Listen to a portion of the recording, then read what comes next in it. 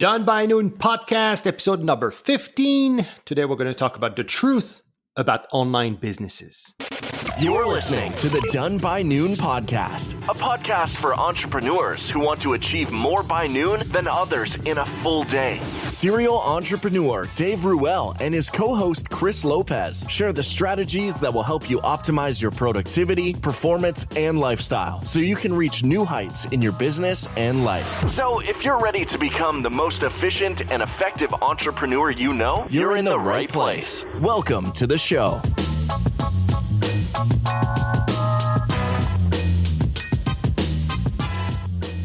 This episode is brought to you by the Effic Planner, the first planner made for the entrepreneurial brain. It's easy to fill your day with busy work. You feel like you're getting a lot done. But if you don't make time for bigger projects, you're just spinning your wheels and hurting your business. The Effic Planner is backed by a complete system to strategically plan your next 90 days. Break down projects into actionable bite-sized pieces. Optimize your work week and implement sustainable performance habits in the process. To learn more about the Effic Planner, go to www.effic.co. That's EFFIC.co. And use coupon code PODCAST at checkout to receive 10% off your order. Now, back to Dave and Chris. Oh, Canada. Wait, do you hear that? Our home and native land. Dude, welcome back. Listen. You know what do you know what that sound is? Is it when you kiss the ground when you landed like the Pope? You kissed the ground and it was just instant connection back to your homeland. No, that was actually the blazing fast internet that I'm experiencing right now. That's what it sounds like. So in Toronto, yeah, they still got dial-up, but that's a dial-up sound. Right. Oh my gosh. Oh. Dude, welcome back. What a shit show. What an adventure. An adventure, as my wife Roseanne would like to say. It's just an adventure, babe. Don't worry. Don't get stressed out. It's just all part of the adventure. Yeah, it was the Indiana Jones's adventures. Yeah. Fuck. So you made it, man. So how did that go? Go tell us the process of coming back to Canada from Costa Rica during the pandemic. It wasn't as bad as I was anticipating. So we flew out of San Jose on I believe it was a Saturday we flew, and we had to fly to New Jersey because that was the only available connection option because there were no direct flights. So we get to New Jersey, and that was no problem. Newark Airport? Newark Airport. Okay. And you have to wear a face covering on the plane, which isn't a big deal. They're not very particular about the type of face covering you're wearing. So you could use, I had a bandana. So I put a bandana on and I look like a gangster. And yeah, I had a bandana and a hoodie on. So I literally looked like I was about to rob a bank. But apparently that's okay on a plane. So you have to have a face covering, and then we pulled into Newark, New Jersey, and going through customs was totally fine. You have to answer some basic questions, but there's nobody at the airport. So actually getting through customs and traveling and all of that is pretty simple. And then we got off, and if you've ever transferred or taken any type of flight through the United States, you know that if you come from an international destination, you have to go reclaim your bags and then recheck them. So we had to do that, which was fine. The problem was that when I got online in New Jersey, I got an email from Air Canada that was waiting in my inbox saying that our flight connection to Toronto was canceled. And I was like, I can't believe this is happening again. Because if you guys know the background story of what we were doing, our flight has been canceled from Costa Rica to Toronto 4 times. So this is the 5th time of our actual attempt to get back to Toronto. We always want to get back in the summer, and as we're recording this, it is early October. So this is the only time that we could get back. So anyway, I get this email on my inbox that says that my flight is canceled, but luckily it was only delayed or canceled by 4 hours. So instead of leaving at 6 in the morning, we were leaving at 10 in the morning. And so while we were on the tram, the airport train or whatever, going from one terminal to the next, we looked outside and we saw that there was a Marriott literally 400 meters away, less than 400 meters away. And so because our flight was originally at 6:30 and now it got pushed to 10, I called the Marriott. They had room. So we grabbed a room, and there's 7 of us, mind you. So I set up for 2 rooms, and then they upgraded us to the suite and only charged us for 1 room. So we got a nice little stay at the Marriott at the airport. It wasn't luxurious or anything like that, but it's better than sleeping on an airport couch. And and we're home. Love it, man. Well, welcome back. Good to have you home. It's great to be home, man. I know. Did you miss Canada? Because we're going to talk about owning online businesses and, the flex traveling, working, living abroad and traveling abroad. But did you miss Canada? What let's say the 3 things you missed about Canada while living in Costa Rica? 3 things that I miss. Number 1 probably is the convenience of everything. So we're quarantining for 14 days here, and I had to order groceries. I ordered my groceries at 10 in the morning on Sunday, and they arrived at my doorstep at 2 in the afternoon on that same Sunday. There you go. So that was it. The second thing I miss about Canada, I miss the seasons. I miss seeing the leaves change color. I mean, we moved to Costa Rica because it's hot and we like the hot weather.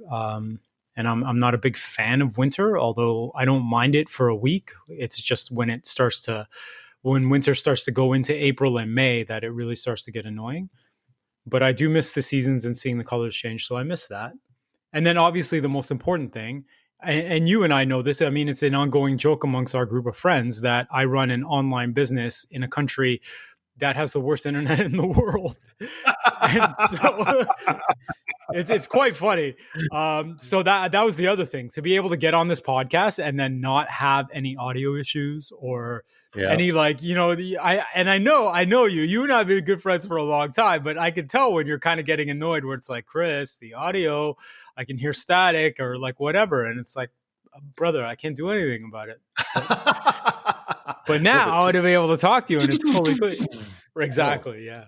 Super fast. Those are 3 things I miss. Yeah, it makes you that's the thing. I think a lot of people I get a kick out of people that just complain about what we got here in Canada, and they're like, how can you complain? Yeah. I mean, taxes could be lower, winters could be warmer, all the things, but Jesus, we're so lucky. But if you grew up with that and you don't know any different, then how would you know? No, we grew up with that, Chris. I know we grew up with it, but I think you're right, though. I think it takes for me, it's when I started traveling that I realized that, oh, wow, okay, yeah. It's actually, we got it good, actually really, really, really good. Yeah. And yeah, man, things could always improve, but this is what it is. Let's talk about online businesses, because that's a topic. I had a good discussion this week with one of my friends, and we're talking about online businesses and the fact that, I had been running online businesses for 12 years now. And that's kind of my reality. And it's don't you feel disconnected from the real world of business, things like that. And we had a great, good discussion about it. But there seems to be that thought or that perception that owning an online business is easy, that you have to press a couple buttons and it starts printing money. and we're doing that following the episode when we said you did $48,000 in 4 days.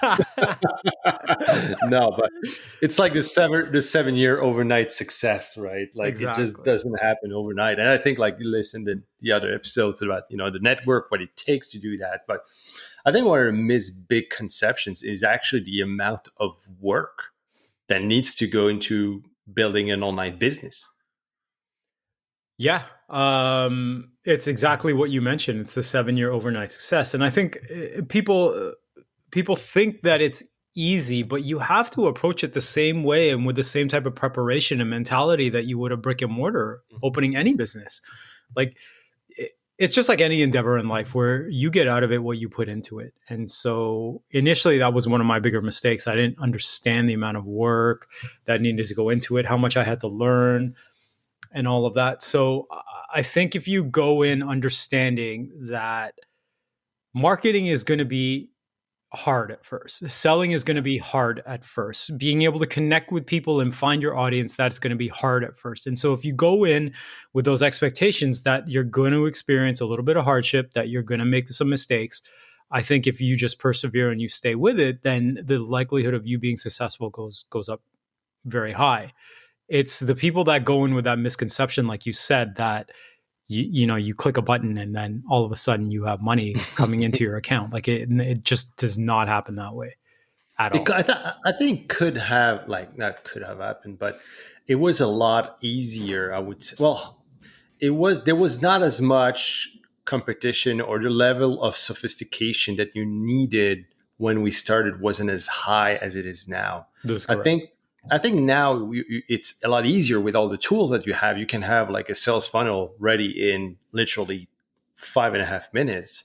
However, the competition you need, I think the sales skills that you need, like to make it really like, or the skills that you need to make it work really fast, let's say, are more into very specific tactics that you can apply. Let's say like paid traffic, things like that are very specific, and you can have something that actually generates money fast. But I think it's a specific like skill or tactic that you're going to need to use, which is not necessarily what's going to make you successful for the long term. You know what I mean? I think you see a lot of guys do that. People do that. Like, I think we all used it too, even for us, like, the launch, the launch model. Remember, like we're doing these massive launches in the fitness space 10 years ago, where we were coming up with digital products, and everybody who had an audience would promote that, and we were making actually quite a bit of money on these things. It was a tactic, but then what you need to do on an ongoing basis is actually like way different. You can't really serve a tactic for that long. Right. Yeah. I mean, you bring up a really good point with tactics. I think tactics are very good, and I think tactics you can use, but your principle cannot be built on your business cannot be built on tactics. Your business has to be built on principles. And like the principles are the same whether you're running a brick and mortar business, where you're running a storefront, or whether you're running an online business. Things like, understanding sales, understanding customer relationships, understanding that the customer is the lifeblood of your company. Like, these are all principles that you really have to internalize and you have to incorporate into your business. Your business can't be built on tactics. Your business can't, like, how many guys do we know that started out when we started out that aren't in business anymore because all they did was rely on launches as their business model? Yeah, many of them. Right. Many of them. But there's a lot of people actually. I think the thing is that a lot of people who started early, I think it's the early adopters really who did it well. I think all the guys adapted, within our space, and now are running businesses that are still working. But a lot of the guys you were hearing back in the days, you don't hear anymore. Yeah. No. Yeah. Because it was just tactical, right? You can tell, like, the guys who come in and like they don't care about like building their community, or they don't care about building a network of friends, they're never going to last, So yeah, it was just, I think we were able to serve that early on, but I think it's a game of more than ever. It's really a game of consistency, and it's a longer game too. So as widely available the tools are to build an online business now, it's pretty easy and fast. As I would say, I think you're going to have to work longer in order to, build that brand or build that presence. And that game of consistency, you're going to have to be willing to have months and months of work without actually seeing, the results maybe you were hoping for, right? Fast. Right. Well, I mean, the perfect example is the launch, like in our last episode, the successful launch that I had. I mean, that wasn't. Sure, the launch was like 4 days, but that was, I mean, Rusty and I have been friends for 10 years. He and I would, like, I've been building a relationship with Rusty, or he and I have been building a relationship forever. There was never an opportunity for that. The relationship that I have with my audience, I've been building that for over 10 years. Like, it's Like there was so much work and so much bricklaying beforehand that had to come before you have a launch like that. And and it wasn't even like one of these big launches that people used to have back when you and I were coming up, where guys were doing like high six figures and that kind of stuff. I mean, this was just a small internal launch only to our audiences, but that was all because of the relationship that both he and I built with our audience. It was simply that. No, exactly. So, that's another myth that, it's a push button type of business. It's not, it takes a lot of compound effect to take place in order to, to have sustainable, I would say, success, which is really what it's all about. I think now, so that's one point. I think now as well, I don't think that there's such a thing as an online business anymore. I think every single business needs to be an online business. Especially like when you look at it operationally, like sales and marketing and operations need to be brought more and more online now in traditional businesses. Right? Like the pandemic really showed it. That the teams now need to work remotely a lot more. Your sales need to go through different channels. Like you need to use social media a lot more as part of your brand. Just the pure brick and mortar business and word of mouth. Yeah, that can work for a while, but you're not going to build any brand or anything like that with just that. I'm not saying that you can, but I think like you have a store, for example, in a small town. Well, you have to communicate with your clients the proper way. People want answers fast. You need to go like how they want to be communicated. And I think every single business now needs to become, an online business of some kind. That's what people need, and that's what people want too. Yep. I mean, especially now, like you're exactly right. The pandemic really shone a light on exactly what was needed in this world. And you can see it like right now, the people that were able to pivot, the people that and go online once the pandemic hit and all the shutdowns hit, the people that already had an online presence and had some type of online foundation built into their business already, they are the ones that are thriving right now. So yeah, I mean, you're right. Like I never really thought about that, but you're 150% right. Even if you have like some type of brochure site up for your bakery or whatever, like just have some type of online presence or some type of social media presence. I mean, I'm still very traditional in the sense that I like the online presence. I like it when you have your own website, because we all know that, you can have 10,000 Facebook followers, but like those followers aren't yours. Those are Facebook's. Right. Like, so I'm very big on creating an email list and being able to market people and connect with people via email. Yeah, no, I agree with you. And I think it's so simple to do now that every single business can implement that, and I think it needs to implement that. And even if you want to grow, like you have, let's say, a business that you don't have to need people there. I mean, all the infrastructure now needs to be, I would say, I would run most of your operational infrastructure online. Mm-hmm. So whether it's your communication, anything that has to do with payments or with accounting, everything like that, you can really have a full suite of online products that can, help you run the day-to-day of your business. Mm-hmm. And I think that's what a lot of people were missing during the pandemic. It's like, oh, shoot, now I got to connect with people. How do I do that? Like, you cannot call meetings. So what happened is that all of a sudden you spend all your days in freaking Zoom meetings because that's the only way or to communicate online, right? When you can just set up a quick infrastructure with like Twist, for example, for communications, or you can have like ClickUp or Trello or Monday.com, whatever, for task management. It's just a matter of putting the infrastructure online and make it work. I think people look at it as a matter of like, they look at an online business for freedom, but the real freedom comes from the structure that you're going to have, right? For sure. Yeah.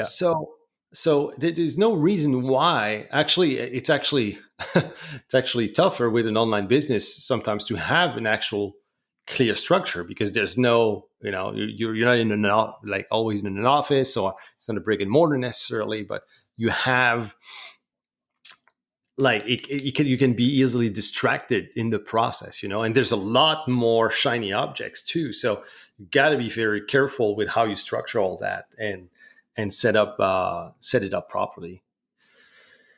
But yeah, it's I feel like we're still like 10 years later, there's still that image of the guy on the beach, right? With the laptop sitting in the yeah, it's less and less exploited, I would say now. Like you see less marketers using that angle to like sell the online business dream. You know what I mean? I think now people are more aware. You got to be honest, like okay, like that's not going to be easy, right? And it's as much as it's simple, it's not easy anymore. Yep. So yeah. When it comes to work, Chris, like how like we talked about the hours, but like realistically, how did your hours evolved over time? Let's say 10 years from now, from working now and in between, like did that fluctuate, or were you more like, how did that work for you? I was pulling easily, like if I count all my working hours when I first started, I was easily pulling 16-hour days. Only because, and I mean, I was balancing a big family at the same time. I was still working on my full-time job as a personal trainer, trying to balance my income. And it wasn't until I started to see an increase in the online income and started to make that transition that I cut down my hours. But then, you get a little bit deeper into the online and you want to grow a little bit more. And so you put in more hours. So then it went from like me working 16-hour days to me going online full time and me working like a regular 8-hour, maybe 10-hour day, to me wanting to scale a little bit more to going back to 16-hour days full online. It was only until I would say 2 years before we moved to Costa Rica that I started to scale things down and develop better systems in my business that would allow me to have a little bit more freedom and to not have to do everything in my business. So, I mean, that meant hiring an assistant. That meant doing a lot of work to create SOPs to be able to train people on how to do specific things. SOPs being standard operating procedures, for the listeners that have never heard that term before. But I mean, yeah. And so it's like only now that my work days are now about anywhere 4 to 6 hours, and they're all by choice. Like I really enjoy what I do. So I'm in and around 4 to 6 hours every day. Sometimes I could get a little bit more, so I have to force myself to shut down, in which I have a system and a routine for doing that. But for the most part, I'm working 4 to 6 hours every day. And then I have other projects and things that I like to do with the rest of my time. But I mean, what about you? Like, how did that evolve for you? I know that, you were never a trainer though. I know that you were a competitive. I was. Oh, no, really? I was a trainer. Yeah. No, I was a trainer for actually a few years. I did that actually full time for some time. And then I did that part time for a little bit more. And then I focused, when I started my online business, I stopped actually training in gyms and I started training 100% online. And then I niched a little bit more into the performance and the people who were competing. Mm-hmm. So the physique athletes and etc. So I kind of niched in that, but no, it really evolved. So what happened is that, like when you get started, as I said, like, the first couple of years going to be learning a lot of things, right? So for me, I learned everything I needed to learn about direct response marketing, digital marketing. I mean, the online world for like 2 years before I actually started making, some decent money online. Mm-hmm. So that was actually like ongoing. Then when I started, really, like I was very disciplined with my work. So had to work on the first products, building the website, like the blog. Facebook was just starting at the time, right? So there was not that much to do with the online world. Like there was some YouTube marketing involved, but I mean, I was working consistently. I would say, I was putting 40, 50, 60 hours sometimes, like just to get things started. And that lasted, I give myself, like when I went 100% full time, Yep. when I started making money, I give myself a year. And it's like, okay, if within a year, I had some savings and I had some money coming in. So it's like, if within a year, I'm not like fully up and running and living from it 100%, like, I'll have to maybe find a job or, do something else. But I was prepared though. Like I was really dedicated to make it happen. So I worked really hard the first year. And from there, we started having our first, successes. What I did early on, and I think that's what I did versus many people who did not and continued working long hours, is that I hired fast. So the first person that I hired was customer support, because I was selling fitness books. So I had quite a bit of customer support to do. So I hired Nikki. Remember Nikki Lotero? She was a Filipino from Cebu City, and she was my first online hire. So it was great, and we did that. And then I had I knew I wanted to hire someone like an operations manager when things were hitting a certain level. So it was like when I hit the things, like when I would hit 100K, I would hire an operations person part time, and this is when I hired Joey Viancourt as my right hand man, operations manager. So he was taking care of all the mailings, anything that pretty much had to do with the day-to-day operations. He took care of it. So the great thing is that the business was relatively small, so I could hire him part time. He had his own business as well, so it was perfect for him. And that's what I did. So I reclaimed a boatload of hours doing that.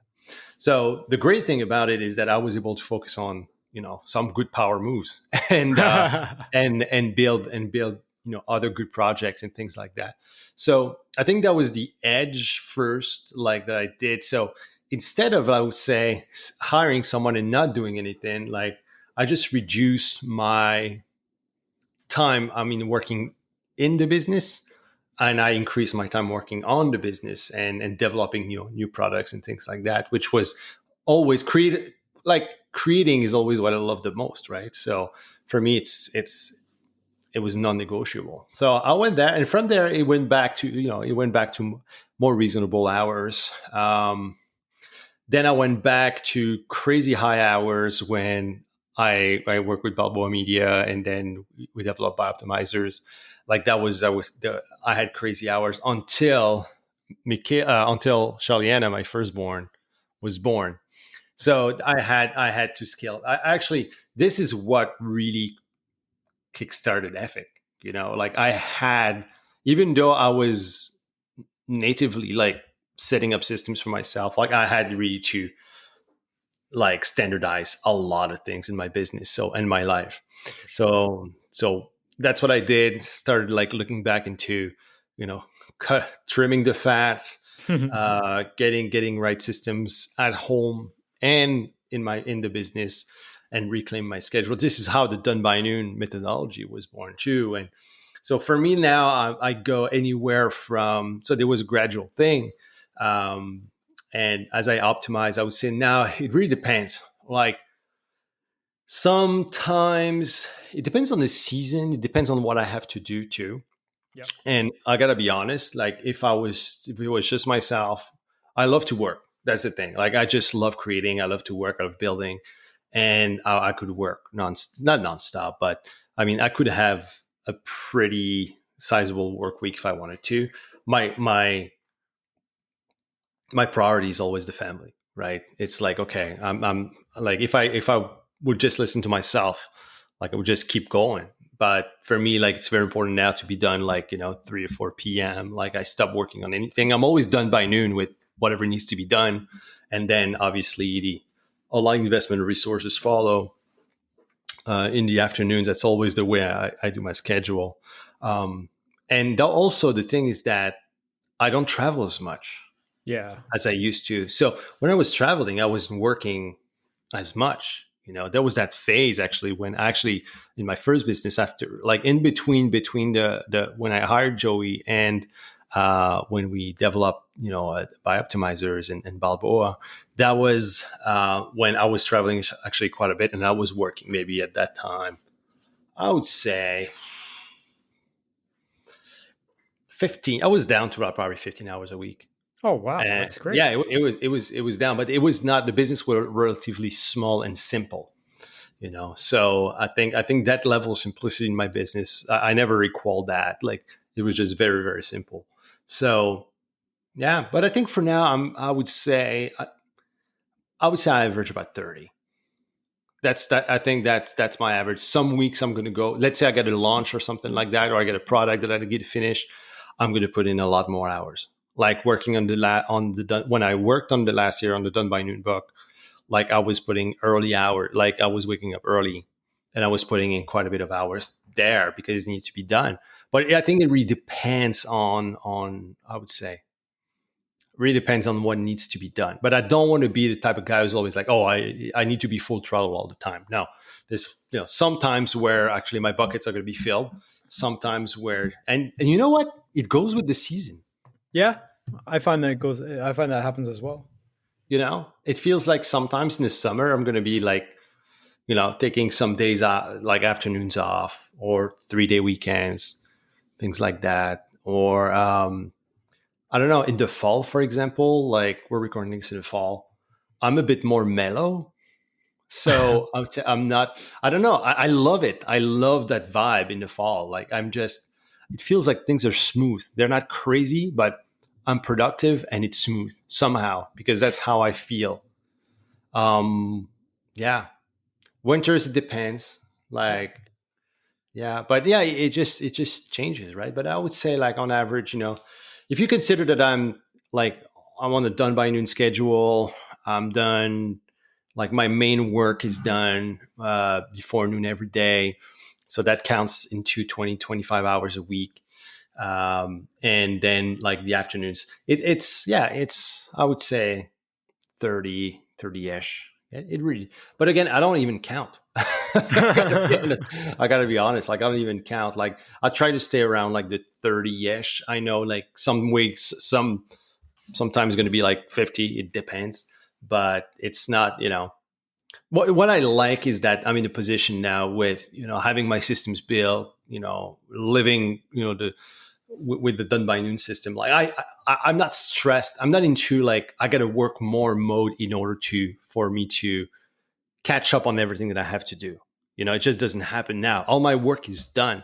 Right. What I do is that I just I get faster. Like I buy speed by working a little bit extra, like in the afternoons, things like that. Or I can actually develop better stuff. I feel I take more quality time in order to build stuff. I'm not always running behind things. Like I'm never say like I don't have time. You know what I mean? Like I have time.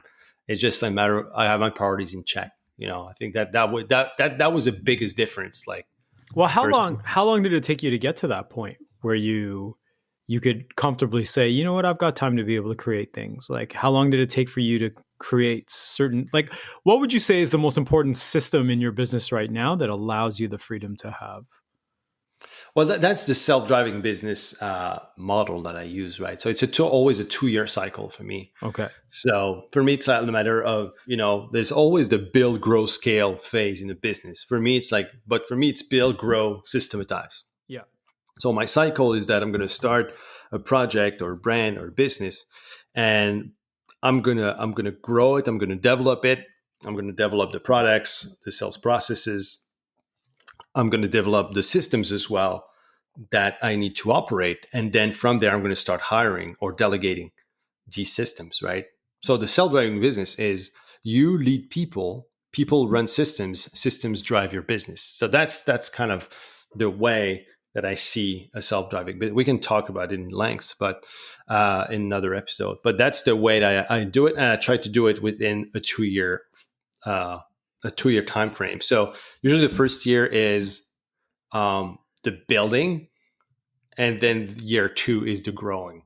And Efic took me actually longer than that. Efic took me like about 36 months to really build into a self, and even there, it's still not 100% self-driving, and it's because it still requires me to be there on quite a bit of things, but it's always I would say everything that I do is I try within 2 years to build something that is, self-driving per se. So just a quick question on that then. What are your metrics? Like, what do you look for in terms of determining whether you're going from the building phase to the growth phase? To the growth phase. Yeah. So usually my metric number one is, because with my style of business that I develop, is like if I can build it to 6 figures in the first year, so I can make 6 figures in the building process. Yeah. That means I got something that resonates with people. Great. Right. And from there I can grow. So depending on the model. With Ethic, what we did is that because before we actually, I was building a leverage coaching business, and because the leverage coaching was not really what I wanted, because when I started doing it, it's like, no, this is probably not the model that I want to do. Right. We pivoted and we went into a certification model with the certifications that we run now for the Ethic methodology versus actually coaching people through it. We have a certification where we certify other coaches who themselves coach people through the methodology. So it took me I pivoted that way, but so the metrics really, So we always want to build a 6-figure business the first year. That's my metric. Like, I know I got something that works if I can do so, and it depends really on the project too. I mean, Ethic was a new business. So, when we started going to leadership development, that was a new thing. When it's a project internally, it depends on, how much, well, it really depends on how many. I would say the biggest metric is how much time does it take me? Okay. On a weekly basis. Like, I try to avoid repetitive tasks or, anything that, I'm very specific on the type of routines that I want to keep as far as what I want to do for recurring tasks. So anything that requires me too much of my time, I know for me, like, it's not sustainable, or, I need someone that's going to be able to do it. So that's actually dependent on how much money we're generating with that project too. Because if I'm profitable, I can hire someone to, run the systems for me, or, I can hire other people to run the systems for me, and I can keep focusing on my power moves, on my superpowers within this business. Does that make sense? Yeah. No, that's a great explanation. Cool. Right. Yeah. We'll talk about the self-driving business like model. We can talk about it in the next episode, actually. So before we go too long, we've been at it for 37 minutes, but yeah, we can talk about it next week, actually, the self-driving business model, because it's been the way that I always wanted to build businesses, but I did not know this was my pattern, or that's what I really wanted. Yeah. So we'll talk about it next week, but yeah. But anyway, that was the truth about owning an online business. But we'll talk about more as we go through this podcast. I mean, you'll hear us talk about business and the reality of an online business. But you're going to realize that sometimes we face, like all the time, we face the same challenges that a brick and mortar business would face. It's always the same things that you need to do, the sales, the marketing, the leadership, the building of the systems. It doesn't matter. It doesn't matter if you're an online or an offline business. It needs to be treated the same way when it comes to actually reclaiming your freedom. Obviously, you're going to have some specificities. You're going to have some context that is different, but there's no reason not to apply, what we've applied, for us in the online business, which was more appealing at first, but now, like, that every single business needs to adopt, I would say now. Right. For sure. And then don't move to Costa Rica if you want great internet. I still can't believe we did that sometimes. I know. All right, my brother. I'll let you soak in the great Canadian weather. It's cold, man. It's not. Toronto is not cold. Toronto is exotic. Toronto is a tropical destination. It's a tropical destination. It is. It's not that cold. We're getting cold now here. It's getting cold, but no snow. Frost yet or no? Sometimes early morning, but not too much. We had it once, and there was a cold front, but no, not another month, and we should be all right. Have a great week, my man. Enjoy this. Enjoy Canada. Have some good Tim Hortons coffee. Oh, and, yeah.